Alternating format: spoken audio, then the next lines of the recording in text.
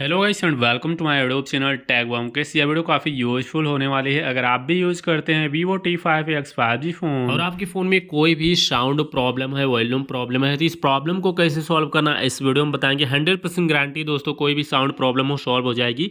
आप अपने फ़ोन के सेटिंग्स में आइए। फ़ोन के सेटिंग्स में आने के बाद कुछ ऐसा इंटरफेस आपके स्क्रीन पे शो होता है। अभी यहाँ पे आपको क्या करना है, सबसे ऊपर सर्च बार मिलेगा। आपको सबसे ऊपर सर्च बार पे क्लिक करना है। सर्च बार पे क्लिक करने के बाद यहाँ पे लिखना मोनो या MONO। मोनो लिख के सर्च करिएगा। एक ऑप्शन आपको मिल जाएगा मोनो ऑडियो नाम से। आपको मोनो ऑडियो के ऑप्शन पे क्लिक करना है। मोनो ऑडियो पे क्लिक करने के बाद मोनो ऑडियो का ऑप्शन होगा, आप इसको ऑन कर दीजिएगा।